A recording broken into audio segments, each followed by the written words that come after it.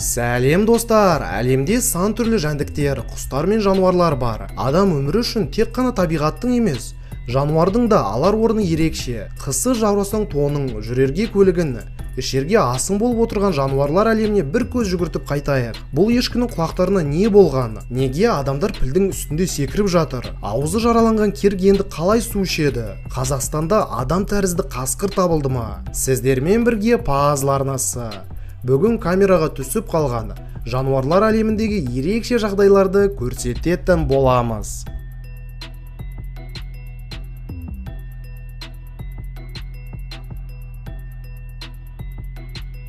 Көп уақытыңызды алмай-ақ қояйын, жай лайк басып еңбегіме баға бере кетіңіз. Сіздердің белсенді қолдауыңыз, шын айтайын, маған қызықты видеоларды жасауға үлкен шабыт береді. Және байқап жатсаңыздар, 2 миллион подписчик санына да жақындап қалдық. Қанекей тез жеткізіп көрейікші. Лайк басып тіркелдіңіз бе? Ондай болса жалғастыра берейін. Осы видеода біз бір қарағанда жай судың бойына келіп, шөлін қандырмақшы болған керікті көре аламыз. Расында да бұл дәл солай. Бірақ керіктің су ішіп жатқанына 1 сағаттан асып кетті. Оның жағдайы өте қиын. Себебі бетінде пайда болған жырықтан ішілген судың барлығы аға береді. Африканың ыстық ауа райында осындай жарақат өліммен тең болуы мүмкін. Қатты шөлдеген бұл жануар ұзақ уақыт су іше алмай жатыр екен. Ішкеннің бәрі беттегі жырықтан аға береді. Керіктің қазіргі тағдыры белгісіз. Алайда бәрі жақсы болады деп үміттенгім келеді.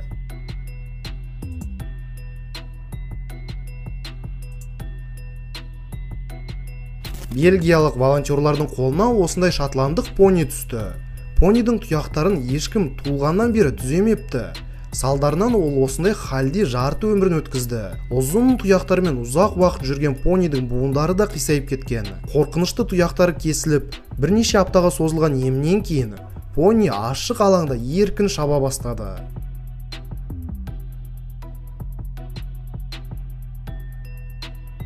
Флорида штатында тасбақалардың ұяшықтарын тексеру барысында зерттеушілер барлық тасбақалардан қалып қалғаны ерекше 2 басты лаграхитті тасбақаны тауып алады. Бұл тасбақалардың түрі жойылу алдында тұр екен. Олардың балалық шағы тіптен қатал болып келеді. Көптеген туылған қосмекенділерден бірнешеу ғана тірі қалады. Енді ойлап көріңізші, бұл 2 басты тасбақаның өмірі басқалардан 2 есе қиын болар. Мына бір үндістандық сиыр да артық дене мүшесімен туылған. Бірақ ода бас емес, 2 артық аяқтар бар. Сиырдың өміріне бұл артық аяқтар еш кедергі келдірмейді. Ол оны байқамайтын да сияқты. Ал үнді халқында киелі болып саналатын жануарда осындай артық аяқтың пайда болуы оны әулие жануарлардың тізіміне теңейді. Бірақ мені мүлде басқа заттан қалдырды. Байқасаңыз, сиырдың басында ақша жинауға арналған ыдыс тұр екен. Қысқасын айтатын болсақ, біреуде аяқ астынан қосымша табыс пайда болды. Егер Үндістанда 2 басты сиыр туылса, онда оның иесінің үйі бірден ғибадатхана болып кетер еді. Бірақ қуанышқа орай 2 басты сиыр әлемнің басқа жерінде туылып, талай адамдарды күпірліктен сақтап қалды. Осылайша Флорида штатының фермасында дүниеге келген 2 жүзді сиырды Аннабель деп атапты. Сиырда 2 беті, 4 көзі, 2 аузы және 2 миы бар. Есіне келетін болсақ, ол сиырға осылай сүтті өзі беріп, оны барынша асырап келеді.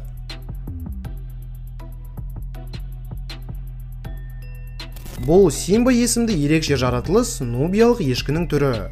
Сіз осындай құлақтарды ешқашан көрмеген шығарсыз. Ондай құлақтар ешкімде жоқты. Әрине Симбаны санамағанда. Жалпы ұзын құлақтар ағзада терморегуляция қызметін атқарады. Бірақ бұл нормадан артық ұзындық болып саналады.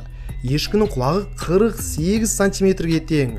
Ал бұл әлемдік рекордтан 3 есе көбірек.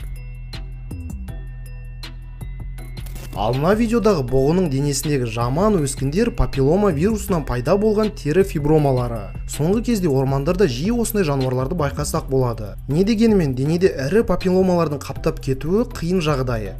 Және бұл жануарлар үшін осы бір жаралар өте үлкен қиындықтарды тудырады. Жалпы қандай да бір жануар қиын жағдайға ұшырағанда біз барынша оларға көмектесуге тиіспіз. Дәлі солай, мына піл өз баласымен жердегі шұңқырға түсіп кеткенінде адамдар бұрылып кетіп қалмай, үлкен құтқару іс-шарасын ұйымдастырып жіберді. Бірнеше сағат ішінде адамдар піл мен оның баласын бостандыққа сәтті шығарды. Алайда аяқ астынан пілдің демі қиындап, ол талып қалады. Көмекке келген адамдар тез арада жүрек массажын жасап, пілдің кеуде тұсына секіре бастайды. Дер кезінде көрсетілген көмек жануардың аяғына тұрып кетуіне үлкен үлесін қосты. Кейін әбден шаршаған анасы мен баласы джунгли ормандарына кіріп кетіп, жоқ болып кетті. Табиғатта альбинос жануарларға тірі қалу өте қиын. Бұл генетикалық ауытқуының салдарынан осы бір альбинос аллигатор өте қиналып жүр. Себебі кез келген жануар суда аппақ аллигаторды алыстан көре сала бірден қаша түседі. Ал басқа жыртқыштарға келетін болсақ, олар альбиностарға ерекше агрессиямен шабуыл жасайды. Табиғатта осындай жануарлардың тірі қалуы екі талай. Алайда қолда, хайуанаттар бағында және арнайы жерлерде аллигаторлардың өмірі жаман емес. Тіпті оларға дәрумені қосылған арнайы тағамдарды да береді. Тағы да қайталай кетейін. Табиғатта осындай жануарларды кезіктіру мүмкін емес деп те айтсақ болады. Ал нағыз табиғатта жоқ жаратылыс ол адам тәрізді қасқыр. Интернетте Шығыс Қазақстан ормандарында осындай адамға ұқсас қасқыр атылды деген жазбаларды байқадым. Денесі үрей тудыратын бұл жаратылыстың бейнесі басқа елдерге де тарап үлгерді. Әрине мен бұл видеоны растап отырған жоқпын. Бұл 100% бір фильмге жасалған мүсін тәрізді реквизит. Ал адамдар оны түсіріп басқа мағынада таратқан болар. Бірақ табиғатта өз тұқымдастарынан ерекшеленетін қасқырлар бар. Мысалы, мына ұсталынған адам жегіш қасқырдың салмағы 80 келеден асады. Ал ұзындығы қарапайым қасқырдан 2 есе асып кеткен. Мінекей достар, жануарлар әлемі осындай ерекше жағдайларға бай болып келеді.